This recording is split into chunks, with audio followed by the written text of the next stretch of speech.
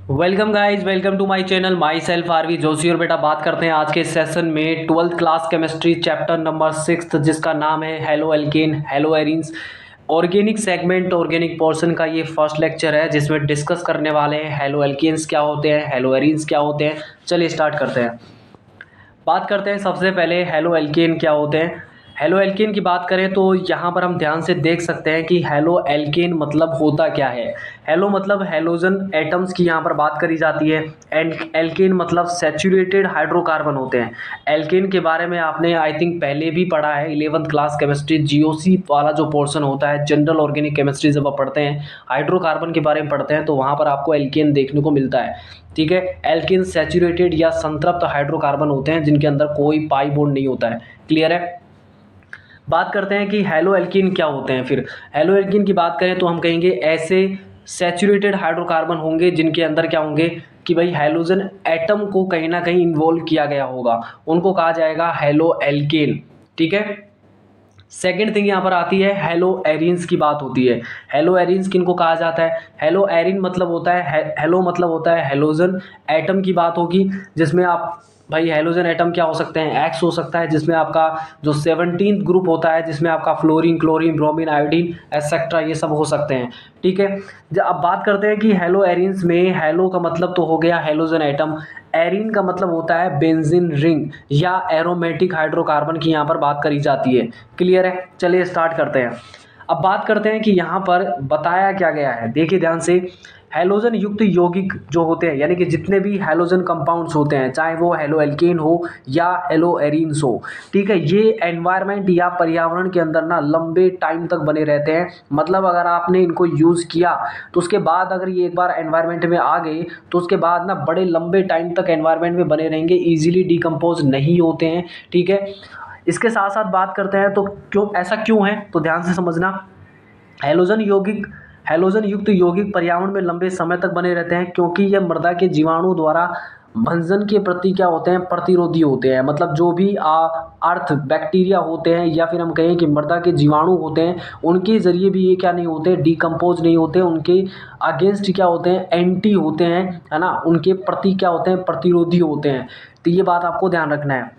अब बात करते हैं कि जैसा कि चैप्टर का नाम है हेलो एल्केन और हेलो एरिन्स, इनकी अगर हमें डेफिनेशन देना हो, इनको अगर हमें समझना हो तो कैसे समझा जा सकता है। देखिए, सबसे पहले बात की जाती है एलिफेटिक। एलिफेटिक का नाम पहले भी आपने सुना है। ठीक है। एलिफेटिक अथवा एरोमेटिक हाइड्रोकार्बन। एलिफेटिक क्या होते हैं, एरोमेटिक क्या होते हैं। ठीक है। तो एलिफेटिक तो हमें समझ आता है कि जहाँ पर ना सिंगल बॉन्ड्स होते हैं या फिर हम कह सकते हैं कि कोई रिंग जो यानी कि जो एरोमेटिक नहीं है वो एलिफेटिक होता है। और एरोमेटिक तो एरोमेटिक होता ही है क्योंकि उसके लिए एक पर्टिकुलर रूल्स वगैरह वहाँ पर होते हैं। तो ये बात तो समझ लेना कि एलिफेटिक क्या होते हैं, जो एरोमेटिक नहीं होते। ठीक है। और एरोमेटिक क्या होते हैं, जिनके लिए रूल्स कुछ बताए जाते हैं, जिनके लिए हम अलग से कुछ पार्ट्स को पढ़ते हैं। वो आगे आने वाले सेशंस में हम पढ़ेंगे कि एरोमेटिक किन कंपाउंड्स को कहा जाता है। उनमें से एक कंपाउंड को हम बहुत अच्छे से जानते हैं, बेंजीन रिंग को जानते हैं कि बेंजीन रिंग एरोमेटिक रिंग होती है। ठीक है। ये एक एरोमेटिक कंपाउंड होता है। ठीक है, ये बात आप ध्यान रखिए। तो यहाँ पर बोला जा रहा है कि भाई एलिफेटिक अथवा एरोमेटिक हाइड्रोकार्बन जो होते हैं उनमें अगर हाइड्रोजन जो एटम लगा होगा, सिंपली अगर हाइड्रोजन एटम तो होगा ही होगा क्योंकि ऑर्गेनिक कंपाउंड्स में हाइड्रोजन एटम तो आपको मिलेगा ही मिलेगा। ठीक है। तो एलिफेटिक और एरोमेटिक हाइड्रोकार्बन में हाइड्रोजन एटम, एक हाइड्रोजन एटम की बात हो सकती है या एक से ज़्यादा हाइड्रोजन एटम की बात हो सकती है। अगर उनको हम रिप्लेस कर दें, किससे रिप्लेस कर दें भाई, हेलोजन एटम से, हेलोजन परमाणु के जरिए अगर हम उनको हटा दें, ठीक है, उनके द्वारा अगर प्रतिस्थापन होने से क्रमशः एल्किल हैलाइड, जिनको अपन क्या कह सकते हैं, हेलो एल्केन कह सकते हैं। ठीक है। और दूसरे बनते हैं यहाँ पर एरिल हैलाइड, जिनको हेलो एरिन कहा जाता है। ये सब बनते हैं। क्या कहने का मतलब क्या है, मतलब सिर्फ इतना है, ये बात आप समझ लीजिए कि भाई जो सैचुरेटेड सिंपली आप ये समझिए कि एलिफेटिक जो हाइड्रोकार्बन होगा, ठीक है, एलिफेटिक हाइड्रोकार्बन से अगर एक हाइड्रोजन, ध्यान से समझना, एलिफेटिक हाइड्रोकार्बन से अगर एक हाइड्रोजन हटा करके या एक से ज़्यादा हाइड्रोजन को हटा दिया जाए, ठीक है, और साथ में यहाँ पर किसके ज़रिए हटा दिया जाए, हेलोजन एटम के ज़रिए, एक हेलोजन एटम लगाया जाए या एक से ज़्यादा हेलोजन एटम लगाए जाए, समझ में आया? कहने का मतलब ये है कि एलिफेटिक हाइड्रोकार्बन से जब एक हाइड्रोजन एटम या एक से ज़्यादा हाइड्रोजन एटम को हटा करके वहाँ अगर एक हेलोजन एटम या एक से ज़्यादा हेलोजन एटम को लगा दिया जाए तो ऐसे में जो कंपाउंड बनते हैं उनको कहा जाता है एल्किल हैलाइड। जैसा कि बोला गया है चैप्टर में, हेलो एल्केन कहा जाता है उनको। ठीक है, हेलो एल्केन का दूसरा नाम क्या है? एल्किल हैलाइड भी कहा जाता है। ठीक है, एल्किल हैलाइड किनका नाम है? हेलो एल्केन का नाम होता है। क्लियर है? दूसरी बात यहाँ पर आती है कि भाई जब एरोमेटिक हाइड्रोकार्बन से ध्यान से समझना, जब एरोमेटिक हाइड्रोकार्बन से एक हाइड्रोजन या एक से ज़्यादा हाइड्रोजन एटम्स को ना बाहर निकाला जाए और उसको उसकी जगह क्या लगा दिया जाए? एक हेलोजन एटम या एक से ज़्यादा हेलोजन एटम्स को लगा दिया जाए, तो ऐसे में बनने वाले कंपाउंड्स को कहा जाता है हेलो एरीन, या फिर हम कह सकते हैं उनका दूसरा नाम क्या है यहाँ पर? एरिल हैलाइड कहा जाता है। ठीक है, तो ये बात ध्यान रख लेना, एरिल हैलाइड कहो या इनको क्या कहा जाता है, जैसा कि चैप्टर का नाम है हेलो एरीन। क्लियर है? ये बात हो गई क्लियर। बात करते हैं अगले पॉइंट की तरफ बढ़ते हैं। अगला पॉइंट कहा गया है हेलो एल्केन जो होते हैं उनमें हेलोजन एटम जो होगा वो एल्किल समूह के sp3 हाइब्रिडाइज कार्बन एटम से जुड़ा होता है। क्या कहने का मतलब क्या है भाई? अभी देखेंगे, आगे की तरफ बढ़ेंगे। हेलो एल्केन कहने का मतलब है कि जो हेलो एल्केन यानी एलिफेटिक हाइड्रोकार्बन से जो बनेगा उसमें हेलोजन एटम जो होता है वो एक sp3 हाइब्रिडाइज्ड कार्बन एटम से लगा होता है। ठीक है, ये कहने का मतलब है। दूसरी बात यहाँ पर कही गई है कि हेलो एरिन्स वो होते हैं, जबकि हेलो एरिन्स में हेलोजन जो एटम होगा वो एरिल समूह का मतलब हो गया बेंजीन रिंग की बात हो रही है। ठीक है, और एल्किल समूह का मतलब है ये चेन हो सकती है, कार्बन की कोई भी चेन हो सकती है। ठीक है, तो बात कर लेते हैं। कहा जा रहा है कि जबकि हेलो एरिन्स में हेलोजन जो एटम होगा वो एरिल समूह के sp2 हाइब्रिडाइज्ड कार्बन एटम से लगा होता है। ठीक है, ये बात समझ लें। बहुत से हेलोजन युक्त कंपाउंड्स को ना हम नेचर में देख सकते हैं, यानी नेचर में वो मिलते भी हैं, जिनका यूज़ हम डिफरेंट फील्ड्स में करते हैं, जिनमें से एक फील्ड आती है यहाँ पर मेडिकल फील्ड की हम बात कर लें, वहाँ पर इनको यूज़ किया जाता है। ठीक है, इस वर्ग के यौगिकों यानी कि हेलोजन कंपाउंड्स का यूज़ हम उद्योगों में भी करते हैं, इंडस्ट्रीज़ में भी करते हैं। इसके अलावा हमारे डे टू डे लाइफ में भी बहुत बड़ा इनका योगदान है। इनका उपयोग अपेक्षाकृत अध्रुवीय यौगिकों के रूप में किया जाता है। ठीक है, एक नॉन पोलर सोलवेंट के तौर पर इनको यूज़ किया जाता है डिफरेंट केमिकल रिएक्शंस के लिए। ठीक है, इसके अलावा बात करते हैं, ठीक है, विलायक के रूप में सोलवेंट के तौर पर इनका यूज़ होता है। अनेक प्रकार के कार्बनिक यौगिकों यानी कि डिफरेंट जो ऑर्गेनिक कंपाउंड्स हैं उनको बनाने के लिए भी इनको एक प्रारंभिक पदार्थ के रूप में, कहने का मतलब है कि इनसे कुछ ऑर्गेनिक कंपाउंड्स बनाए जा सकते हैं। ठीक है, इसके अलावा बात करें कि भाई सूक्ष्म जीवी यानी कि जो माइक्रो ऑर्गेनिजम्स होते हैं उनके द्वारा एक उत्पादित जो कंपाउंड है जिसका नाम है क्लोरिमफेनिकोल। नाम तो आपने सुना ही होगा, क्लोरिमफेनिकोल होता है, जिसका यूज़ ना, ये पहली बात तो ये समझ लो कि ये क्लोरीन युक्त कंपाउंड होता है, जो कि क्लोरीन कह सकते हैं कि इसमें ये एक हेलोजन कंपाउंड है जिसमें क्लोरीन का यूज़ होता है, और ये एक एंटीबायोटिक होता है। ठीक है, प्रतिजैविक होता है जिसका यूज़ टाइफाइड या आंत्र ज्वर जो होता है उसके ट्रीटमेंट में किया जाता है। ठीक है, ये बात हुई क्लियर। ये यूजेज आप याद रखिए। हमारे शरीर में आयोडीन युक्त एक हार्मोन होता है जिसका नाम है थायरोक्सिन हार्मोन, आपने सुना होगा। थायराइड ग्लैंड का नाम आपने सुना होगा, वहीं से निकलता है, जिसकी कमी से गलगंड या घेंगा रोग होता है। ठीक है, संश्लेषित हेलोजन, कुछ ऐसे भी हेलोजन कंपाउंड्स हैं जिनको बनाया गया है, जिसमें से एक नाम आता है क्लोरोक्वीन का। क्लोरोक्वीन है जिसे क्लोरोक्वीन की अगर हम बात करें तो क्लोरोक्वीन का यूज़ किया जाता है मलेरिया के ट्रीटमेंट में। इसके अलावा हेलोथेन की बात करें, हेलोथेन को समझने से पहले ये समझ लो कि मेडिकल फील्ड के अंदर जब सर्जरी होती है तो उससे पहले पेशेंट को दिया जाता है एनेस्थीसिया यानी निश्चेतक दिया जाता है। पहले क्या होता था कि निश्चेतक के तौर पर किसको यूज़ किया जाता था? क्लोरोफॉर्म को यूज़ किया जाता था। क्लोरोफॉर्म होता है CH Cl3 होता है। ठीक है, क्लोरोफॉर्म के बहुत ज़्यादा साइड इफ़ेक्ट होने की वजह से इसे बैन किया गया। मेडिकल फील्ड के अंदर सर्जरी के दौरान इसको यूज़ नहीं किया जाता है, लेकिन इसकी जगह अब एक सिंथेटिक हाइड्रोजन कंपाउंड को यूज़ किया जाता है जिसका नाम है हेलोथेन। ठीक है, अब बात करते हैं कि भाई कुछ और भी फ्लोरीन युक्त ऐसे कंपाउंड्स हैं जिनको सर्जरी के दौरान यूज़ किया जाता है, क्योंकि उनका जो यूज़ है वो कहीं ना कहीं एक रक्त प्रतिस्थापी के तौर पर किया जाता है। ठीक है, तो ये बात आपको समझ आ गई। इस अध्याय के अंदर आप करने वाले क्या है पहले ये समझ लो। इस चैप्टर के अंदर ना, इस एकक में आप कार्ब हैलोजन का मतलब हो गया कार्बन और हैलोजन से बने कंपाउंड्स की स्टडी होगी। इसके अलावा उनके विरसन यानी उनके निर्माण किस तरीके से होता है, कौन कौन से विधियों के द्वारा होता है, इसके अलावा उनकी फिजिकल प्रॉपर्टीज़ क्या है, उनकी केमिकल प्रॉपर्टीज़ क्या है, भौतिक गुण क्या है, रासायनिक गुण क्या क्या है, ठीक है। इसके अलावा उनके यूज़ क्या है, उनके उपयोग कहाँ कहाँ किए जाते हैं, ये बात हम यहाँ पर इस चैप्टर में पढ़ने वाले हैं। क्लियर है। अब बात करते हैं नेक्स्ट पॉइंट की तरफ बढ़ते हैं। नेक्स्ट पॉइंट यहाँ पर आता है क्लासिफिकेशन। क्या आता है? क्लासिफिकेशन। हमने ये तो जान लिया कि भाई कार्ब हैलोजन कंपाउंड्स क्या होते हैं। जो कार्बन और हैलोजन से मिलकर बने होते हैं उनको कार्ब हैलोजन कंपाउंड्स कहा जाता है, जिसमें हैलो एल्केन्स भी होते हैं तो जिनमें हैलो एरिन्स भी होते हैं। हैलो एल्केन्स को एल्किल हैलाइड कहा जाता है, जबकि हैलो एरिन्स को एरिल हैलाइड कहा जाता है। सिंपली दोनों में डिफरेंस जो था वो एक ही था, वो था ये कि भाई जो हैलो एल्केन्स जो होते हैं उनके अंदर क्या था कि जो हैलोजन एटम लगा होगा वो sp2, ये सबसे बड़ा डिफरेंस है।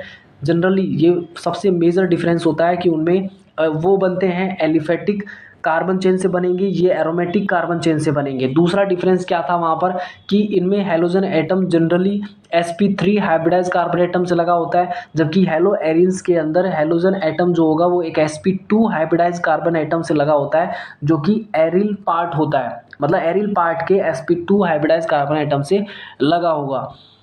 चलिए बात करते हैं, अगले पॉइंट की तरफ बढ़ते हैं। क्लासिफिकेशन जनरली तब किया जाता है जब हमें स्टडी को और सिंप्लीफाई करना हो। तो ऐसे में हम यहाँ पर ना हैलोजन कंपाउंड्स को ना डिफरेंट बेसिस या अनेकों आधारों के आधार पर क्या करेंगे, इनको क्लासीफाई करेंगे। चलिए बात करते हैं वर्गीकरण। हैलो एल्केनो की बात हो या हैलो एरिनो की बात हो, इनको हम इस प्रकार से वर्गीकृत कर सकते हैं। पहली बात आती है यहाँ पर, पहली बात क्या आती है, संरचना में, ध्यान से सुनना, संरचना में उपस्थित पहली क्या हो सकती है, हैलोजन परमाणु की संख्या के आधार पर। पहला आधार क्या है, हैलोजन परमाणुओं की संख्या के आधार पर, कि जो आपको हैलोजन कंपाउंड दिया गया है उसमें हैलोजन एटम्स का नंबर क्या है। ठीक है, तो हैलोजन परमाणु की संख्या के आधार पर इनको क्लासीफाई किया गया है। तो बात करते हैं कि क्या क्या हो सकता है। देखिए, संरचना में उपस्थित एक, दो अथवा अधिक हैलोजन परमाणुओं की संख्या के आधार पर इन्हें मोनो, डाई अथवा पोली हैलोजन, जिनको पोली किसके लिए यूज़ होता है, जनरली दो से ज़्यादा के लिए, जिसमें ट्राई, टेट्रा के लिए, पेंटा के लिए यूज़ किया जाएगा। ठीक है, अब ध्यान से समझ लो इस चीज़ को कि जब अगर एक हैलोजन एटम लगा होगा, जब एक हैलोजन एटम होगा तो उसे मोनो कहा जाता है, दो हैलोजन एटम होते हैं तो उसे डाई कहा जाता है, तीन हैलोजन एटम होंगे तो ट्राई कहा जाएगा, चार होंगे तो टेट्रा कह दो, या फिर उसे पोली हैलोजन में रखा जाता है। क्लियर है। अब बात हम किसकी कर रहे हैं, हेलो एल्केन्स की भी करेंगे और हेलो एरिन्स की भी करेंगे। ठीक है, हेलो एल्केन्स की भी करेंगे और हेलो एरिन्स की भी करेंगे। तो सिंपली आप देख सकते हैं कि ये हो गया हेलो एल्केन का और ये हो गया हेलो एरिन्स का। यहाँ पर एक हेलोजन एटम है, यहाँ पर भी एक हेलोजन एटम है, तो मतलब ये दोनों कैटेगरी में क्या होंगे, मोनो होंगे, तो मोनो लिखा गया है। ये है हेलो एल्केन होता है, जबकि ये हेलो एरिन होता है, तो मोनो हेलो एल्केन और मोनो हेलो एरिन लिखा गया है। यहाँ पर दो हेलोजन एटम है, ऐसे में डाई लिखा गया, यहाँ पर भी दो हेलोजन एटम है इसलिए डाई लिखा गया। लेकिन ये क्या था, हेलो एल्केन था, तो ये क्या है, हेलो एरिन है। सिंपली आपको देख सकते हैं इस तरीके से। इसी तरीके से ट्राई हेलो एल्केन और ट्राई हेलो एरिन लिखा गया है। क्लियर है। On the basis of number of halogen atom, clear है, हेलोजन एटम के नंबर के बेसिस पर हेलो एल्केन और हेलो एरिन्स को क्लासीफाई किया गया है। आगे पढ़िए, देखो क्या लिखा गया है। मोनो हेलो यौगिकों का मतलब है कि जिनमें एक हेलोजन एटम प्रेजेंट होगा, फिर चाहे वो हेलो एल्केन की बात हो या हेलो एरिन्स की बात हो। ठीक है, तो मोनो हेलो यौगिकों को उस कार्बन परमाणु के संकरण के आधार पर हम फिर से क्लासीफाई कर सकते हैं।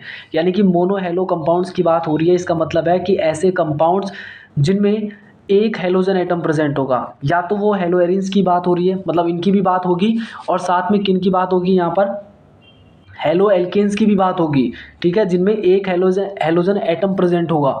तो इन दोनों को ही किसके आधार पर क्लासीफाई किया गया है, कार्बन एटम के, ध्यान से समझना, कार्बन एटम के हाइब्रिडाइजेशन के बेसिस पर, ठीक है, इसका हाइब्रिडाइजेशन कैसा है, यानी ये किस किस हाइब्रिडाइजेशन कंडीशन में हो सकता है, ठीक है, ये इसका हाइब्रिडाइजेशन कैसा है, ठीक है, ये हम जानने वाले हैं। चलिए बात करते हैं, तो ध्यान से समझ लो इस चीज़ को। मोनोहेलो यौगिकों को, फिर चाहे वो मोनोहेलो एल्केन हो या मोनोहेलो एरीन्स हो, उन दोनों को ही उस कार्बन परमाणु के संकरण के आधार पर पुनः हम वर्गीकृत कर सकते हैं जिससे हैलोजन परमाणु डायरेक्टली बॉन्डेड होता है, यानी कि डायरेक्टली जुड़ा होता है, आबंधित होता है, जैसा कि नीचे दिया गया है। बात करते हैं, चलिए सबसे पहली बात आती है यहाँ पर, सबसे पहली बात क्या आती है यहाँ पर, sp3CX आबंध युक्त यौगिक। इसका मतलब क्या है, इसका मतलब ये है कि ऐसे कंपाउंड्स जिनमें CX बॉन्ड तो होगा ही होगा, जिसमें इस कार्बन का संकरण कैसा होगा, sp3 होगा। मतलब हैलोजन एटम से जुड़े कार्बन में अगर संकरण sp3 है तो ऐसे कौन कौन से कंपाउंड हो सकते हैं, ठीक है, उनको हम पढ़ने वाले हैं। और ऐसे ही हम उन कंपाउंड्स को भी पढ़ेंगे जहां हैलोजन एटम से जुड़े हुए कार्बन एटम में sp2 हाइब्रिडाइजेशन होगा। मतलब कुछ ऐसे कंपाउंड्स हैं जिनमें sp3 हाइब्रिडाइजेशन है, तो कुछ ऐसे कंपाउंड्स हैं जिनमें sp2 हाइब्रिडाइजेशन पाया जाता है, संकरण पाया जाता है। चलिए बात करते हैं, तो इस कैटेगरी में कौन कौन आ सकता है। बात करते हैं, सबसे पहला एल्किल हैलाइड, जैसा कि चैप्टर का नाम था हेलो एल्केन, तो हेलो एल्केन को ही एल्किल हैलाइड कहा जाता है, ठीक है। तो एल्किल हैलाइड अथवा हेलो एल्केन, जिनको सिंपली हम RX से लिखते हैं। अब यहाँ ध्यान से समझ लो, X का मतलब तो होता है हैलोजन एटम की बात हो रही है, जिसमें आपका फ्लोरीन, क्लोरीन, ब्रोमीन, आयोडीन ये सब हो सकता है, ठीक है। आर का मतलब होता है एल्किल ग्रुप होता है, क्या होता है, एल्किल ग्रुप होता है, जिसको हम क्या कह सकते हैं भाई, कोई भी कार्बन चेन हो सकती है, ठीक है, एक कार्बन की चेन भी हो सकती है, एक से ज़्यादा कार्बन एटम्स की चेन भी हो सकती है, ठीक है। तो आर का मतलब क्या होता है, एल्किल ग्रुप होता है। तो इनको सिंपली हम किससे लिखते हैं, RX से लिखते हैं, ये बात क्लियर है। चलिए आगे बढ़ते हैं। आगे जब ध्यान से देखिए यहाँ पर एल्किल हैलाइडों में, मतलब इनके अंदर ध्यान से देखना, एल्किल हैलाइडों में हैलोजन परमाणु जो होगा एल्किल समूह से आबंधित रहता है, ये तो हमें पता है, ये तो हमें पता चलता है। ये एक सजातीय श्रेणी बनाते हैं, क्या बनाते हैं, सजातीय श्रेणी बनाते हैं। सजातीय श्रेणी का मतलब क्या है, अभी हम आगे पढ़ेंगे, ध्यान से देखना इस चीज़ को, ये और समझो इस चीज़ को, जिसे हम CnS2n+1x इनका जनरल फॉर्मूला होता है। अगर आपसे ये पूछा जाए कि एल्किल हैलाइड या हेलो एल्केन, एल्किल हैलाइड या हेलो एल्केन की अगर हम बात करें तो इनका जनरल फॉर्मूला क्या होता है, इनका जनरल फॉर्मूला क्या होता है, तो ध्यान रखना CnH2n+1x होता है। ये ठीक वैसा ही है जैसा एल्केन का होता है, लेकिन एल्केन में क्या था, एल्केन में हैलोजन एटम नहीं होता है, ठीक है, ये हैलोजन एटम एल्केन के अंदर नहीं होता है, इसकी जगह एक और हाइड्रोजन एटम आ जाता है और यहाँ पर होता है 2, ये एल्केन में होता है। लेकिन हम जानते हैं कि एल्किल हैलाइड के अंदर हुआ क्या है, हेलो एल्केन के अंदर हुआ क्या है, एक हैलोजन एटम को हटा करके, यानी एक हाइड्रोजन एटम को हटा करके वहाँ एक हैलोजन एटम को रख दिया गया है, जिसकी वजह से वो बन गया हेलो एल्केन। और इनका जनरल फॉर्मूला जो बन जाता है यहाँ पर क्या बन जाता है, ये देखिए ये बनेगा, ठीक है। तो CnH2n+1x क्या होता है, इनका जनरल फॉर्मूला होता है, ठीक है। तो बात करते हैं अगले पॉइंट की तरफ। इन्हें उस कार्बन परमाणु की प्रकृति के आधार पर हम पुनः 1 डिग्री, 2 डिग्री, यानी कि प्राथमिक को कहा जाता है 1 डिग्री, द्वितीयक को कहा जाता है 2 डिग्री और तृतीयक को कहा जाता है 3 डिग्री, क्लियर है, में वर्गीकृत किया गया है। अब क्या होते हैं ये 1 डिग्री, 2 डिग्री, 3 डिग्री, आगे पढ़ेंगे, एग्जाम्पल के साथ इनको समझा जाएगा, जिससे हैलोजन परमाणु आबंधित होता है, ठीक है। अब ध्यान से समझना, ये 1 डिग्री, 2 डिग्री, 3 डिग्री होता क्या है। यदि एल्किल हैलाइडों में हैलोजन प्राथमिक, ध्यान से सुनो इस चीज़ को, यदि एल्किल हैलाइड्स के अंदर, भाई ये पार्ट तो आपका वेरी कर सकता है ना, एक कार्बन चेन हो, दो, एक से ज़्यादा, मतलब एक से ज़्यादा कार्बन एटम्स की चेन भी हो सकती है, ठीक है। तो एल्किल ग्रुप पार्ट जो है ना वो तो वेरी करेगा ही करेगा। तो ऐसे में बोला जा रहा है कि क्या होते हैं 1 डिग्री, सुनो ध्यान से, यदि एल्किल समूह, ध्यान से समझो इस चीज़ को, यदि एल्किल हैलाइडों में हैलोजन प्राथमिक कार्बन से जुड़ा हो, कहने का मतलब क्या है कि जो हैलोजन एटम है वो ऐसे कार्बन एटम से जुड़ा होगा जो 1 डिग्री होगा, मतलब जुड़ा तो वो कार्बन एटम से ही होगा, लेकिन ये जो कार्बन होगा ये 1 डिग्री होगा, ठीक है। अब ये 1 डिग्री के बारे में आई थिंक आप लोगों ने पहले भी पढ़ा होगा 11th क्लास के अंदर कि 1 डिग्री हम किस तरीके से क्लासीफाई करते हैं, 2 डिग्री क्या होता है, 3 डिग्री क्या होता है। तो यहाँ जनरली समझ लो कि 1 डिग्री हम उस कार्बन को कहेंगे जो आगे सिर्फ एक ही कार्बन चेन से लगा हो। क्या मतलब ये कि ऐसा कार्बन जो आगे सिर्फ एक ही कार्बन चेन से लगा होगा उसको कहा जाएगा 1 डिग्री, और ऐसा कार्बन जो आगे 2 कार्बन चेन से लगा हो उसको कहा जाएगा यहाँ पर 2 डिग्री। और इसी तरीके से होता है 3 डिग्री। अगर ऐसा कार्बन जो आगे 3 कार्बन चेन से लगा हो उसे कहा जाता है 3 डिग्री। ठीक है, आई थिंक इस पार्ट आपको समझ आया होगा। तो यदि एल्किल हैलाइडों में हैलोजन जो एटम होगा अगर वो प्राथमिक कार्बन या 1 डिग्री कार्बन से लगा हो तो उसे हम कहेंगे प्राथमिक एल्किल हैलाइड, जिसको हम 1 डिग्री एल्किल हैलाइड भी कह सकते हैं। ठीक है, प्राथमिक का मतलब होता है 1 डिग्री।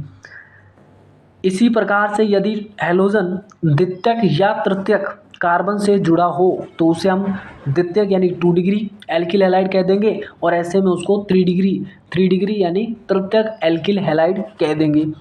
देखिए एग्जांपल के थ्रू समझते हैं इस चीज़ को। यहाँ पर देखिए सबसे पहला एग्जांपल दिया गया है, ये देखिए ये वाला कार्बन आपको दिख रहा होगा। इस कार्बन को आप देखेंगे तो इसके आप डिग्री चेक करिए सबसे पहले, क्योंकि हाइड्रोजन एटम जिस कार्बन से लगा है वो तो यही एटम है। तो इस कार्बन एटम का अगर आप डिग्री देखेंगे तो ये कार्बन सिर्फ एक ही कार्बन चेन से लगा है, ठीक है, R डैश से, तो ये होगा 1 डिग्री कार्बन। कौन सा कार्बन? ये कार्बन जो होगा ये हो जाएगा 1 डिग्री। और ऐसे में 1 डिग्री कार्बन से लगे हैलोजन कंपाउंड को हम क्या कह देंगे? 1 डिग्री एल्किल हैलाइड, क्योंकि ये हेलोएरिन का तो नहीं है, क्या ये एल्किल हैलाइड है, तो ऐसे में कहा जाएगा इसको 1 डिग्री एल्किल हैलाइड, क्योंकि एल्किल हैलाइड जो नाम होता है हेलोएल्केन का ही होता है। और ये किस कैटेगरी में आ जाएगा? 1 डिग्री एल्किल हैलाइड में आ जाएगा। ठीक वैसे अगर आप 2 डिग्री को देखेंगे तो इस हैलोजन एटम को देखो, इससे कनेक्ट जो कार्बन है आपको तो इसी को देखना है, तो वो ये जो कार्बन है क्या ये 2 डिग्री है? चेक करिए, ये कार्बन एटम आगे 2 कार्बन चेन से लगा है, एक R डैश तो एक दूसरा है R डबल डैश। ठीक है, तो ध्यान से देखिए ये कार्बन 2 डिग्री है, और ऐसे में इस कंपाउंड को कहा जाएगा 2 डिग्री एल्किल हैलाइड, क्योंकि ये एल्किल हैलाइड कैटेगरी का तो है, लेकिन ये 2 डिग्री इसलिए है क्योंकि ये कार्बन 2 डिग्री है। ठीक है, और इसी कार्बन से लगा है आपका हेलोजन एटम, यानी कि हेलोजन एटम जिस कार्बन से लगा है उसी की डिग्री के आधार पर हम उस कंपाउंड को डिग्री में क्लासीफाई कर देंगे। क्लियर है? यहाँ देख लो थर्ड वाले कंपाउंड में, यहाँ पर क्या बोला गया है कि भाई ये जो हेलोजन एटम है जिस कार्बन से लगा है उसकी डिग्री चेक करो, वो कैसा है? 1 डिग्री है, 2 डिग्री है या 3 डिग्री है? तो यहाँ देखा जा रहा है कि ये 3 कार्बन एटम से ना 3 कार्बन चेन से लगा है, R dash, R double dash, R triple dash. तो ऐसे में ये कार्बन 3 डिग्री होगा, मतलब जिस हेलोजन एटम जिस कार्बन से लगा है वो 3 डिग्री है, तो इसी वजह से ये कंपाउंड भी क्या हो जाएगा? 3 डिग्री कंपाउंड होगा, बट कैसा? एल्किल हैलाइड होगा। 3 डिग्री एल्किल हैलाइड ये कंपाउंड हो जाएगा। क्लियर है? आई थिंक ये पार्ट आपको क्लियर हो गया। बढ़ते हैं अगले पॉइंट की तरफ। तो पहली कैटेगरी तो हमने पढ़ लिया कि भाई हम ये पढ़ रहे हैं कि जो मोनो हेलो कंपाउंड्स होते हैं, फिर चाहे वो हेलो एल्केन्स हो या हेलो एरिन्स हो, उनके अंदर हेलोजन एटम से लगे कार्बन के हाइब्रिडाइजेशन के बेसिस पे पढ़ रहे हैं। यानी कि कुछ ऐसे कंपाउंड्स होंगे जिनमें कार्बन sp3 हाइब्रिडाइज होगा, तो कुछ ऐसे होंगे जिनमें कार्बन ना sp2 हाइब्रिडाइज होगा। तो अभी हम जो पढ़ रहे हैं वो ऐसे कंपाउंड्स पढ़ रहे हैं जिनमें कार्बन कैसा है? sp3 हाइब्रिडाइज्ड है, जिसमें पहली कैटेगरी हम पढ़ चुके हैं जिसका नाम है एल्किल हैलाइड्स। एल्किल हैलाइड्स के अंदर हेलोजन एटम जो जुड़ा होता है वो एक sp3 कार्बन से लगा होता है। ठीक है, सेकंड यहाँ पर आता है, इसके एग्जाम्पल में और क्या हो सकता है? एलिलिक हैलाइड भी होते हैं। एलिलिक हैलाइड किनको कहा जाता है? ध्यान से समझना इस चीज़ को, बहुत बार ना यहीं से इस हेडिंग से ही ना क्वेश्चन पूछ लिया जाता है। एलिलिक हैलाइड का मतलब क्या होता है? ठीक है, ये वो कंपाउंड होते हैं, मतलब ये वे यौगिक होते हैं जिनमें हैलोजन एटम जो होगा वो कार्बन कार्बन डबल बॉन्ड के समीपवर्ती sp3 संकरित कार्बन से आबंधित रहता है, और ये एलिलिक कार्बन इसे कहा जाता है। सिंपली है, इसको इस तरीके से समझो कि एलिलिक हैलाइड हम उस हैलाइड को कहेंगे जिसमें हेलोजन एटम जो होता है वो उस कार्बन से लगा होता है। ध्यान से समझना कि एलिलिक हैलाइड उस कंपाउंड को कहा जाता है जिसमें हेलोजन एटम उस कार्बन से लगा होता है जो किसका समीपवर्ती होगा? कार्बन कार्बन डबल बॉन्ड का समीपवर्ती होगा। देख लो, कार्बन कार्बन डबल बॉन्ड का जो नेबरिंग है, नेबर है या पड़ोसी है कार्बन होगा उसके ऊपर, और ये कार्बन होगा कैसा? sp3 होगा। यही तो लिखा गया है कि एलिलिक हैलाइड ऐसे कंपाउंड्स होते हैं जिनमें halogen atom carbon carbon carbon carbon double bond के समीपवर्ती sp3 हाइब्रिडाइज्ड कार्बन से लगा होता है, ठीक है। और ये जो कार्बन है, मतलब कार्बन कार्बन डबल बॉन्ड का जो नेक्स्ट कार्बन आपको दिख रहा है, ये वाला कार्बन, ये sp3 तो है ही साथ में, यहाँ पर क्या होगा, इस कार्बन को कहा क्या जाता है, एलिलिक कार्बन कहा जाता है। क्या कहा जाता है, एलिलिक, ठीक है, एलिलिक कार्बन इसे कहा जाएगा। और इस कार्बन से लगे हैलोजन, इस तरीके से हैलोजन अटैच होता है, इस कंपाउंड को कहा जाता है एलिलिक हैलाइड, ठीक है। तो यहाँ पर भी हम देख सकते हैं कि यहाँ जो कार्बन, मतलब हैलोजन जिस कार्बन से कनेक्ट है, ये देखो हैलोजन जिस कार्बन से कनेक्ट है वो कैसा कार्बन है, sp3 दिख रहा है, ठीक है। ये भी sp3 है, आप ये मत कहना कि ये sp2 नज़र आ रहा है। ध्यान से देखो इसको, ये जो कार्बन जहाँ से हैलोजन कनेक्ट है, इस पे दो तो आपको ये बॉन्ड दिख रहे होंगे, एक ये बॉन्ड दिख रहा है, लेकिन चौथा जो बॉन्ड होगा वो हाइड्रोजन से होगा, ठीक है। sp2 जनरली आपको तब नज़र आएगा जब कोई पाई बॉन्ड होगा, ठीक है। लेकिन यहाँ जो कार्बन है, जिस कार्बन से हैलोजन कनेक्ट है, वो यहाँ पर क्या होगा, sp3 है। क्लियर है, तो ये कैटेगरी आपको समझ आ गया। नेक्स्ट यहाँ पर आता है बेंजिलिक हैलाइड। नेक्स्ट क्या है, बेंजिलिक हैलाइड की बात करें तो बेंजिलिक हैलाइड किसको कहा जाता है, बेंजिलिक में नाम हमें समझ आ रहा है, बेंजीन की बात होगी और हैलाइड की बात होगी, तो सिंपली इतना तो समझ आता है। लेकिन बेंजिलिक ग्रुप, पहले ये समझ लो कि बेंजिलिक ग्रुप कहा किसे जाता है। देखो बेंजिलिक ग्रुप की अगर हम बात करें तो बेटा बेंजिलिक ग्रुप होता है ये बेंजीन, ये बेंजीन होता है, इसको ठीक से बनाना, बेंजीन इस तरीके से होता है, ठीक है। ये बेंजीन है, तो बेंजीन के ऊपर जब एक कार्बन लगा होगा, यानी CH2 ग्रुप लगा होगा, इससे कनेक्ट हो ये हैलोजन। पहले तो ये देख लो, ये जो ग्रुप आपको दिख रहा है ना, इसको कहा जाता है बेंजिलिक ग्रुप। क्या कहा जाता है, इस पूरे ग्रुप को कहा जाता है बेंजिलिक ग्रुप। और ये जो कार्बन आपको दिख रहा है, ये होता है बेंजिलिक कार्बन। क्या होता है, बेंजिलिक कार्बन होता है। और ये कार्बन आपको दिख रहा होगा sp3 हाइब्रिडाइज्ड, ठीक है। इस कार्बन के 4 बॉन्ड हैं, एक बॉन्ड ये दिख रहा, 2 हाइड्रोजन है, और एक ये बॉन्ड फ्री है जहाँ से आपका हैलोजन कनेक्ट होगा। ऐसे में इस कंपाउंड को कह दिया जाएगा, जब हैलोजन कनेक्ट हो गया तो उसका कह दिया जाएगा इसको बेंजिलिक हैलाइड। क्लियर है। अब यहाँ पर कुछ एग्जांपल्स दिए गए हैं, ध्यान से देखना। यहाँ पर इसमें हैलोजन जिस कार्बन से कनेक्ट है, ठीक है, ये आपको दिख रहा है sp3 हाइब्रिडाइज है, बिल्कुल है। क्यों, क्योंकि एक कार्बन तो कनेक्ट है किससे, बेंजीन रिंग से, मतलब एक बॉन्ड तो कनेक्ट है बेंजीन रिंग से, 2 हाइड्रोजन है और ऐसे में एक हैलोजन से, 4 बॉन्ड हो गए कार्बन के, तो ये हो गया sp3 हो गया आपके, ठीक है। यहाँ पर देख लो, इसमें आप देखेंगे तो ध्यान से देखिए भाई, आपका हैलोजन जिस कार्बन से कनेक्ट है, ये देखो बीच में सेंटर में है, ये बीच में आपको सेंटर में दिख रहा है। इस कार्बन के ऊपर एक R' जुड़ा हुआ है, एक R" जुड़ा हुआ है, और एक आपका ये बेंजीन रिंग जुड़ा हुआ है, ठीक है। ऐसे में ये कार्बन भी क्या है, sp2, मतलब sp3 हाइब्रिडाइज है। जिस कार्बन से हैलोजन लगा हुआ है वो कार्बन कैसा है, sp3 है, ठीक है। तो ये आपको समझ आ गया बेंजिलिक किसे कहा जाता है। अगले पॉइंट की तरफ बढ़े। अगला पॉइंट यहाँ पर कहा जाता है, जैसा कि हेडिंग में हमने देखा था, हमने यही कहा था कि भाई CX हैलोजन कंपाउंड इनको कहा जाता है जहाँ पर हैलोजन और कार्बन के बीच बॉन्ड होगा। ऐसे कंपाउंड जिनमें हैलोजन और कार्बन के बीच बॉन्ड होता है, ऐसे कंपाउंड्स को हम क्या कहते हैं, हैलोजन कंपाउंड्स कहते हैं। अब हैलोजन कंपाउंड्स को, मोनो हैलो यौगिकों या मोनो हैलोजन कंपाउंड्स को हमने क्लासीफाई किया ऐसे कंपाउंड्स जिनमें कार्बन या तो sp3 हाइब्रिडाइज होगा या sp2 हाइब्रिडाइज होगा, ठीक है, sp2 होगा।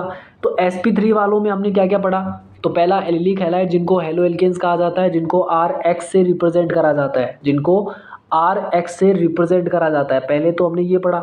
दूसरा हमने क्या पढ़ा, दूसरा हमने एलिलिक पढ़ा, एलिलिक वाले कौन कौन से है ना, वो हमने पढ़ लिया। तीसरा हमने क्या पढ़ा, तीसरा हमने बेंजिलिक पढ़ दिया कि भाई बेंजिलिक भी होते हैं, वो भी, उसमें भी कार्बन कैसा था, sp3 था।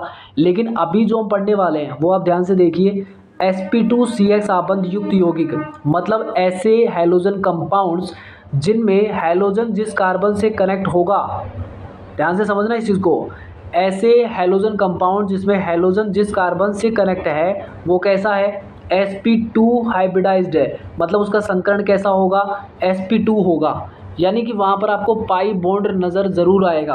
क्लियर है। देखिए कौन कौन से ऐसे कंपाउंड्स हैं, sp2CX आबंध युक्त यौगिक इस वर्ग में शामिल क्या क्या हो सकता है? पहला है वाइनिलिक हैलाइड कहा जाता है। वाइनिलिक हैलाइड या विनाइलिक हैलाइड इनको नाम दिया जाता है। इस प्रकार के यौगिक में हैलोजन जो एटम होगा वो कार्बन कार्बन डबल बॉन्ड के sp2 संकृत कार्बन परमाणु से डायरेक्टली क्या होता है, जुड़ा होता है, सीधे जुड़ा होता है। क्या मतलब है इसका? इसका मतलब ये है कि पहले तो आप ये देखिए कि कार्बन कार्बन डबल बॉन्ड होना चाहिए और कार्बन कार्बन डबल बॉन्ड के sp2, क्योंकि ये कार्बन भी sp2 हाइब्रिडाइज्ड है तो ऐसे में ये कार्बन भी sp2 हाइब्रिडाइज्ड है। तो इन दोनों में से किसी भी एक कार्बन के ऊपर क्या कनेक्ट होगा? हैलोजन एटम कनेक्ट होगा। इस ग्रुप को ध्यान से समझना, इस ग्रुप को कहा जाता है विनाइल ग्रुप। इस ग्रुप को क्या कहा जाता है? विनाइल ग्रुप कहा जाता है। और इसी के किसी एक कार्बन पे जो कि sp2 हाइब्रिडाइज होगा उसी पर हैलोजन एटम कनेक्ट होगा। ठीक है, तो इसको कहा जाता है विनाइलिक हैलाइड। इस पूरे कंपाउंड को कहा जाएगा विनाइलिक हैलाइड। ये देख सकते हैं आप एग्जांपल में, ये देखिए ध्यान से, ये कार्बन और ये कार्बन और उसके बाद हैलोजन लगा हुआ है। यहाँ पर भी आप सिंपली वैसा ही है, ये कार्बन है, यहाँ भी कार्बन है, ये भी sp2 है, ये भी sp2 है। क्लियर है? ये समझ आया? अगले पॉइंट की तरफ बढ़ते हैं। अगला पॉइंट यहाँ पर आता है एरिल हैलाइड। एरिल का मतलब पहले भी हमने डिस्कस किया, एरिल होता है बेंजीन रिंग को कहा जाता है। ठीक है, एरिल का मतलब होता है बेंजीन रिंग और बेंजीन को हम सिंपली लिखें तो C6H6 होता है, ये तो पता ही है आपको। क्या होता है एरिल हैलाइड? एरिल हैलाइड में देखें तो इस प्रकार के यौगिकों में हैलोजन परमाणु एक एरोमेटिक वलय के, यानी एरोमेटिक रिंग का मतलब होता है बेंजीन रिंग की बात हो रही है। ठीक है, बेंजीन रिंग के sp2 संकृत, ध्यान से समझना, sp2 संकृत कार्बन से जुड़ा होता है। अब बेंजीन रिंग तो आपको पता ही है कि बेंजीन रिंग क्या होगा भाई? बेंजीन रिंग होता है ये। इस बेंजीन रिंग का हर एक कार्बन, ध्यान से समझना, ये होती है बेंजीन। क्या होती है ये? बेंजीन होती है। बेंजीन का हर एक कार्बन जो होता है ना वो क्या होता है? sp2 हाइब्रिडाइज होता है। इसका हर एक कार्बन sp2 हाइब्रिडाइज होता है। ये बात आप ध्यान रखिए, क्योंकि इसका मतलब ही क्या होता है? इसका मतलब क्या होता है? इसका मतलब ये होता है, यानी कि इसके जो पाई बॉन्ड्स होते हैं अल्टरनेट पोजीशन पे होते हैं और ये घूमते रहते हैं। ठीक है, अब देखिए इसका हर एक कार्बन आपको sp2 नज़र आएगा। ठीक है, हर एक कार्बन जो होता है वो sp2 नज़र आता है। और इसी बेंजीन रिंग के किसी भी कार्बन पे अगर आप इस तरीके से हैलोजन को लगा दें, ठीक है, इस तरीके से एक हाइड्रोजन को हटाकर, क्योंकि हर एक कार्बन के पास एक हाइड्रोजन तो होता ही है, कम से कम एक हाइड्रोजन तो होगा ही होगा। ठीक है, एक ही होता है, इससे ज़्यादा नहीं होता है। ठीक है, हर एक कार्बन के पास एक एक हाइड्रोजन होता है। अगर उसमें से एक हाइड्रोजन को हटा के उसकी जगह अपने हैलोजन लगा दिया तो आप ये समझिए वो बनेगा क्या? एरिल हैलाइड बन जाएगा। और वैसा ही कुछ यहाँ पर भी दिया गया है। ठीक है, ये देख सकते हैं आप। ठीक है, इसको एरिल हैलाइड कहा जाएगा। ये भी एरिल हैलाइड होगा क्योंकि ये बेंजीन कैटेगरी के हैं, बेंजीन फैमिली का ही है। हाँ, इसको हम टालुइन ज़रूर कह देते हैं। ठीक है, बेंजीन के ऊपर जो CH3 लगा होता है इस ग्रुप को हम क्या कहते हैं? टालुइन कहते हैं। और टालुइन जो होता है ये भी बेंजीन फैमिली में आता है, एरोमेटिक रिंग्स में आता है। क्लियर है? तो आई थिंक यहाँ तक का आपको पार्ट क्लियर हो गया होगा।